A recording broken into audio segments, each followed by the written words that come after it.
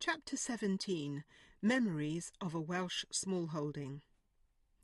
In June 1951, after our holiday with our mother, we moved from London to Wales. It was a huge change for all of us, but I don't remember the move itself. Did we go to Wales in the removal van? People travelled with their belongings in those days. Or perhaps my father went with our furniture and we took the coach. Whichever way we went, the journey would have taken hours. There was neither a bridge over the Severn estuary nor any motorway. We must have gone through every little town and village on the old A4. There were traffic lights in every town and several places where the coach or removal lorry would have had to wait behind white level crossing gates while trains thundered by, hooting and hissing steam. It made the journey long and very tedious. I wonder with what trepidation Mum approached the farm, for I don't believe she saw it before the actual day of the move. It was unknown territory for her. What a shock it must have been for her. At 37, this young woman, who had lived in some of the most cultured and sophisticated cities in Europe, suddenly found herself living in isolation in a primitive little Welsh farmhouse with no running water, no electricity, and no inside lavatory. It was 5 miles from the nearest tiny village, and she had no means of transport. Wilfred, on the other hand, had a moped and worked all week in a drawing office where he was busy making new acquaintances. In the evenings and at weekends he was doing what he liked more than anything else, working on the farm. So he, who relished the isolation, did not experience the extreme loneliness that my mother did every day. I remember that first morning. I woke up in the bedroom I shared with my sister and got out of bed to look through the little window. It was a glorious morning. The sun shone on the fields and on the small unkempt garden area in front of the farm cottage. There wasn't another house or human being to be seen in the whole of the landscape. Suddenly there was an unpleasant gurgling sound behind me. I turned round to see that Miranda, still a toddler, had woken up and been violently sick. I called for my mother. There was no sound in the house. I called again and again. "Mummy! Mummy! Miranda's been sick!" She might have only gone to the little privy down the side of the garden, but to me the silence was frightening. I didn't know the house well enough to go and look for her. Eventually my cries were answered. How did she cope with cleaning Miranda up on that first day and washing the sheets? There was no hot water, for she had not yet got to grips with the antiquated heating and cooking arrangements in the house. My poor mum, she must have been appalled at this remote and primitive place in which she found herself. The small stone cottage was built into the side of the mountain, facing out towards another featureless, grass-covered mountain opposite. The overgrown garden and fields sloped away from the front of the house. The house backed onto a stone wall edged with purple foxgloves. Beyond that, the rough, half-mile-long farm track. On the other side of the track, behind the house, the bracken and heather-covered slopes of the mountain rose steeply. The house had probably been originally built as one internal space, but at some time a wooden screen wall had been installed to separate it into 2 rooms, while the ceilings were made of painted wood slats and beams. The stone walls were thick enough to keep out the weather, and the windows that looked out across the valley were small, with deep window sills.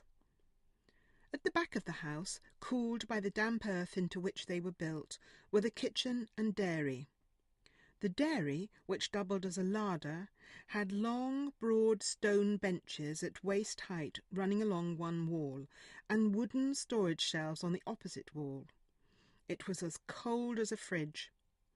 Even summer heat never found its way into that freezing place.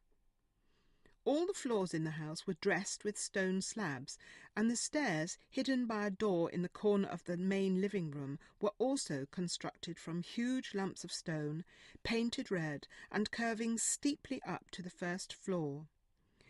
Here there were 2 rooms of equal size to those below, also separated by a wooden partition wall. Nights on the farm were of an intensity of darkness I had never experienced before, being used to a glimmer from London's street lamps, easing the blackness of the night. Mum and I would gaze in wonder at the great swathe of the Milky Way that stretched from one side of the sky to the other, and I soon learned to recognise some of the brighter constellations. Although only 8 miles from Swansea, on clear nights there was little light pollution, and the heavens opened up for us out there on the Welsh mountainside. It was June when we arrived at the farm, and because the school year only had a couple of weeks to run, I wasn't expected to start my new school until the following September, giving me the long summer to settle in and explore my new environment. I don't remember if I missed my street friends or the children I knew from my Sydenham primary school. I must have been quite lonely with no other children to play with. Miranda at 3 was far too young to be a real playmate to a little girl approaching her 8th birthday. But there were plenty of new places for me to explore and animals to get to know. The farm was small, a mere 30 acres, and many of the fields were too steep for a tractor. We had no sheep, just a few cows, chickens, ducks, and a turkey or 2. For the first time in my life, we had an endless supply of milk and eggs, a real blessing in those post-war years. There was plenty of milk, far more than we could use, but not enough to sell to the Milk Marketing Board, as some of the bigger farms did. When Miranda first saw milk coming from the teat of a cow, she absolutely refused to drink any. She only wanted milk that came from a glass milk bottle. Mum found a bottle from somewhere, perhaps she actually had to get our father to buy a bottle of milk, and from then on Miranda could be easily fooled. Milk only appeared in a bottle, and she was reassured that her milk never came from a cow. I don't know how long Mum kept up this pretence, probably for quite some time. Because we didn't own a tractor, my father had to hire both tractor and farmer from a neighbouring farm when the time came for haymaking. We had to wait until all the other farmers had cut their own grass before they would come to help us. Haymaking was probably the most exciting thing that happened at the end of that long summer. The tractor grumbled round and round the fields, creating circles of cut grass and clover. One day I found a nest of baby field mice in the direct path of the tractor. I was wearing a cotton sun hat, and the only way I could see of rescuing the baby mice was to put the whole nest into my hat and carry it home. "Mummy, Mummy, look! I had to rescue them. The tractor was coming. They would all have been killed." Mum looked at them in a kind of bewildered way for a moment. "They're very lovely little things, Crystal, but we can't keep them here. The cats will eat them in no time. Anyway, their mother will miss them, you know." I couldn't believe her. My mother had always solved every problem I brought to her. "What shall I do with them then? The tractor was coming." "I think you must put the nest at the edge of the field, away from the tractor. I'm sure their mother will come and find them there and be very pleased that you rescued them for her." So that is what I did. I never found the nest again, although I looked for it the next day. So perhaps my sympathetic parent disposed of it when I wasn't looking, so that I wouldn't be upset at seeing any little mouse corpses. Haymaking was an anxious time. If the weather was bad, the grass could rot in the fields, but hot days meant we had to take out the giant wooden hay rakes and turn the rows of hay by hand. Golden and toasted on top from the sun, when we turned, a damp mildew smell would arise from the underlying grass where it was still soft and green. One of the rakes was smaller and lighter than the others. I started turning with great enthusiasm. In no time my father and mother would be halfway round the row, while I was still struggling with the first few yards. Now and then I would annoy my father by making a pile of hay and tumbling in it with my little sister. This went totally against my father's sense of neatness and order, about which he was always very obsessive. He would huff with irritation, and when we went indoors would spread out our pile of hay in tidy rows once more in the afternoon sun, before coming back to the farmhouse himself. Although haymaking was hard work, those first summer days on the farm must have seemed quite idyllic to me as an uprooted city child. But as the bracken on the mountainside began to curl in on itself and change colour, and the mountains dressed themselves in purple heather, it was time to think about school. I think it unlikely that my mother could have taken me to school that first day. The village where the school was located was 5 miles away, over barren mountain roads, with only half a dozen farms at most along the route. My mother had no means of transport and had to look after my little sister. Fortunately, the local council provided a hired car for children from outlying farms. Lygos and the neighbouring farm Penlanai, where a boy called Raymond lived, were the 2 farms most distant from the village school. That September day, Mum walked with me down the half-mile of farm track to the place at the foot of the valley where the car waited. There was a little road bridge over the river, and beside the bridge a space where the cars could turn. I'm sure we were in good time on that first day, but there were days when I would run and run that half-mile with aching sides if I could see that the car was already waiting for me there.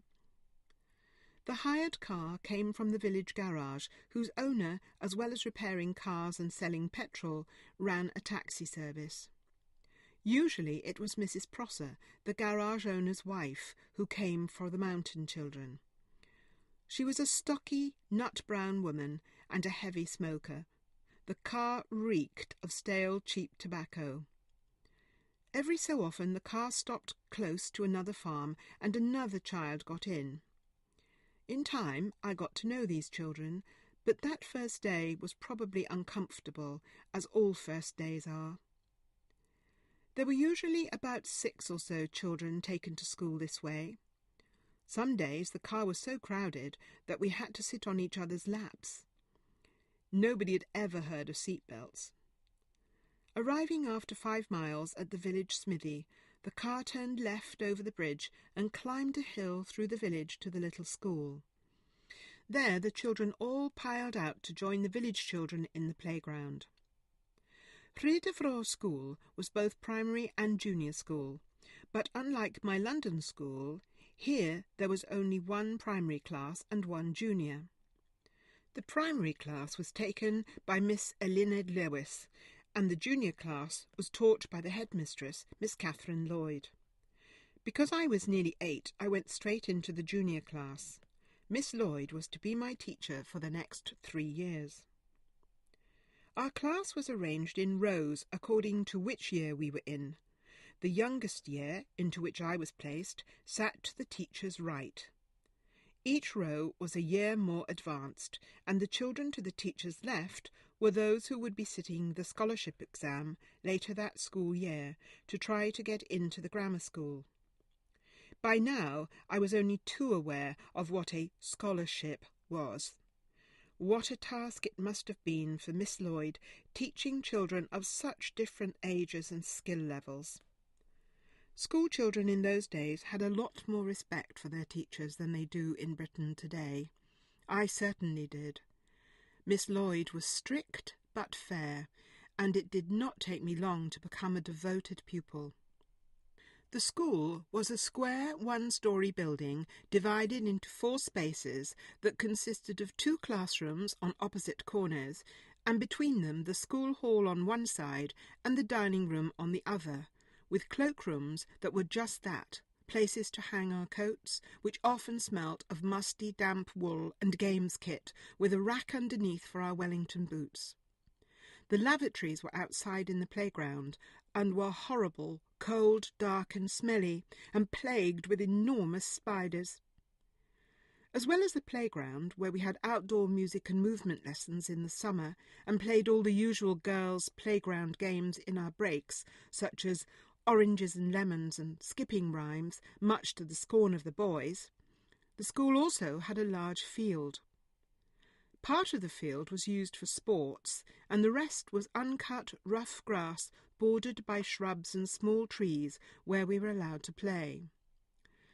There was also a small area where the teachers encouraged the children to plant a little garden, although whether this was a permanent feature or just a project in one particular year, I can't recall.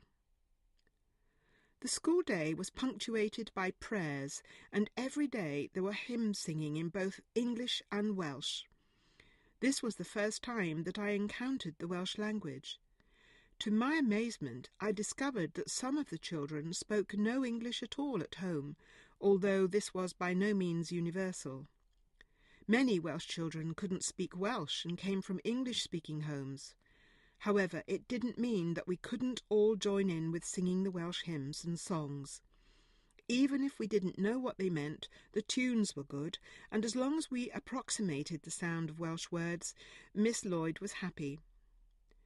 Every week we also learned songs from little books published by the BBC for their Singing Together programme. This was my happiest time of the week, singing along with my class to the radio programme. All our traditional British folk songs, from lullabies to sea shanties, were learned, as well as some foreign folk songs. Alone at the farm, my mother was singing along to the programme too, and learned a lot of English songs that she had not known before. At the end of the school day, the car and Mrs. Prosser would be waiting to take us back up the mountain. She would flick her cigarette stub out of the window and start the car, and we'd be taken back to our lonely farms, while the village children began their short walk to their homes, tea, and then out for street games with their friends. I know that I was teased mercilessly for my London accent. There's insularity about Welsh villages. They used to say that even if a Cardiff person lived in the village for 30 years, he would still be considered a foreigner. How much more so, then, for a family where the father was a Londoner and the mother German, and only 6 years after the end of the war. Because we lived on an isolated farm, I had little opportunity to get to know the other children as well as I might have had we lived in the village.